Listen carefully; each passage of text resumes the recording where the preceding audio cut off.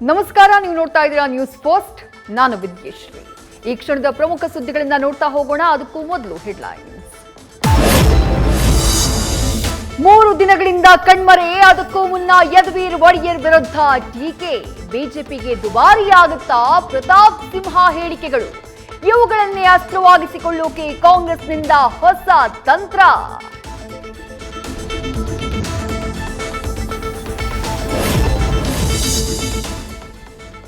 ಹಾಸನದಲ್ಲಿ ಜೆಡಿಎಸ್ ಮಣಿಸೋಕೆ ಕಾಂಗ್ರೆಸ್ ಹೊಸ ತಂತ್ರ. ದಳಪತಿಗಳ ವಿರುದ್ಧ ಹಳೆ ಸ್ನೇಹಿತರ ಬಳಗವನ್ನ ಅಖಾಡಕ್ಕಿಳಿಸೋಕೆ ಪ್ಲಾನ್. ಪ್ರಚಾರದಲ್ಲಿ ಅಬ್ಬರಿಸಲಿದ್ದಾರೆ ಸಿಎಂ ಸಿದ್ದರಾಮಯ್ಯ, ಜಮೀರ್ ಚಲುವರಾಯಸ್ವಾಮಿ, ಮಾಗಡಿ ಬಾಲಕೃಷ್ಣ.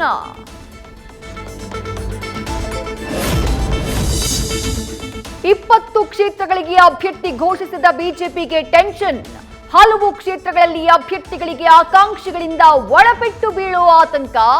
ಒಂದೆರಡಲ್ಲ, 8 ಕ್ಷೇತ್ರಗಳಲ್ಲಿ ಮತ ಒಡೆಯದಂತೆ ಉಳಿಸಿಕೊಳ್ಳೋದೇ ಈಗ ಸವಾಲು.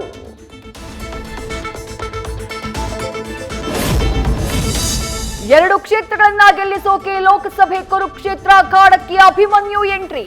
ಕುಮಾರಸ್ವಾಮಿ ಅನುಪಸ್ಥಿತಿಯಲ್ಲಿ ಪ್ರಚಾರದ ಹೊಣೆ ಹೊತ್ತ ನಿಖಿಲ್ ಕುಮಾರಸ್ವಾಮಿ. ದೇವೇಗೌಡರ ಮಾರ್ಗದರ್ಶನದಲ್ಲಿ ಜೆಡಿಎಸ್ ಬಿಜೆಪಿ ಸಮನ್ವಯಕ್ಕೆ ಪ್ಲಾನಿಂಗ್. ಪವರ್ ಸ್ಟಾರ್ ಪುನೀತ್ ರಾಜ್ಕುಮಾರ್ಗಿಂದು 49ನೇ ಹುಟ್ಟುಹಬ್ಬ. ಶಿವಣ್ಣ, ಯದುವೀರ್ ಒಡೆಯರ್ ನೆನಪಿರಲಿ ಪ್ರೇಮ್ ಧೀರನ್ರಿಂದ ಶುಭ ಹಾರೈಕೆ. ಶ್ಯಾಡೋ ಆರ್ಟ್ ಮೂಲಕ ಅಪ್ಪುರನ್ನ ವಿಶೇಷವಾಗಿ ನೆನೆದ ಮೈಸೂರು ಕಲಾವಿದ.